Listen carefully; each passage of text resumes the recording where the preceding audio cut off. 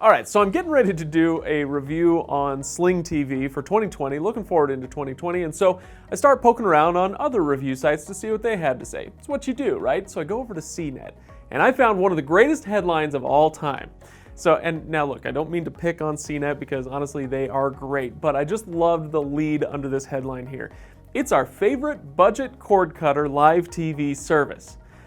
Well, yeah, okay, when you think about it, let's break this down for a second. All right, so it's TV service, yep, okay, so it's a live TV service.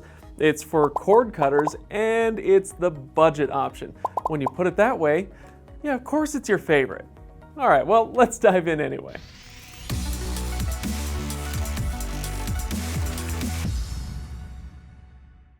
Now, if you enjoy what we do here on Reviews.org, make sure you go and subscribe and hit that bell icon. Now, for Sling TV, first of all, let's talk about what I'm going to talk about today. So I'm going to go over the facts and numbers for Sling, kind of just the basics that you need to know about them, the current state of Sling TV. I'm going to talk about the best and worst things about it, how it compares to the competition, and some of the sign-up deals that they have going on right now. Now, those deals might be a little bit less relevant in the coming months, so check the date for when this video was published. If it's been a little while, just go straight to our description. I'll have a link there to Sling's deals page, and you can check that anytime.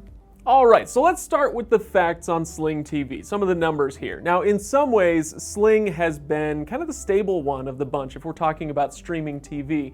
Not a ton has changed in the last couple of years. There was a $5 price hike about 6 months ago on some of their packages, but the structure here is the same. So we've got Sling Orange and Sling Blue. Those are their two different packages. Each one of those is $25 a month, $15 for the first month. Now, the two packages do share a few channels in common, TNT and TBS, HGTV, AMC, and so on, but the division between the two is in two things, sports and local channels. Now, sports is simple. Essentially, it's orange, you get ESPN, and blue, you get Fox Sports. And then when it comes to local channels, this is where it gets maybe a little bit complicated, so hang with me here on this one. Now, first of all, their local channel offering is a bit sparse compared to other providers, like Hulu Live and YouTube TV. Basically, these are major market only. So if you're in a major market, there's a good chance that you can get some local channels on Sling TV, but they are kind of counting on you to get an HD antenna to fill out your local channel count. But we'll come back to that HD antenna in a few minutes. So, local channels. The orange package simply doesn't have any, but you can get the broadcast add-on for $5, and that'll get you ABC and Univision. If you're on the blue package, Blue has Fox, NBC, and Univision, again, in some major markets. You'll have to check on your availability, but you won't ever get ABC on that blue package. If you get both, orange and blue, the combo package, again, depending on your area, you can get ABC, NBC, Fox, and Univision. What you won't get on any package is CBS, the CW, or Telemundo. So, they've got these divisions between the orange and the blue, and if it sounds like they're going to try to push you toward getting the combo, well, you're absolutely right. So you can get the Sling Orange plus Blue package for $40 a month. Again, there is an intro pricing on all of these. It's 40% off for your first month. So if you get one of those individually, like I said, orange or blue, you get it for $15 in the first month. If you get the combo, you get it for $25. Now you can also get a cloud DVR add-on. This is one of my most annoying things about Sling TV is that the cloud DVR is not built in, but it's only $5 a month. You get 50 hours. And the good news on their DVR is that there used to be all sorts of restrictions, especially around ESPN channels, but those restrictions have been removed, at least for the broadcast channels. If it's a digital-only network like ESPN3 or the SEC Network Plus or whatever they call those digital versions, then those restrictions are still in place as far as not being able to pause, rewind, that sort of thing. They also got rid of the other annoying thing that DVRs sometimes do, these digital DVRs, where they'll swap in the on-demand content if you recorded some movie or some show. They don't do that anymore, so now you can, in fact, fast forward through commercials. This is your recording.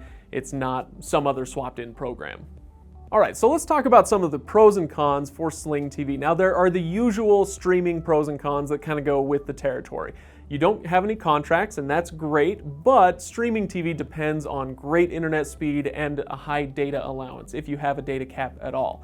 But for Sling specifically, Sling is cheaper than its competitors. You've got Hulu at $55, YouTube TV at $50, AT&T TV Now is at $65. These are your kind of cable replacements, and yeah, they are expensive. Those are their base packages. But while the Sling prices can get high if you get all their add-ons and whatnot, they start low. So, hooray for choice and all of that.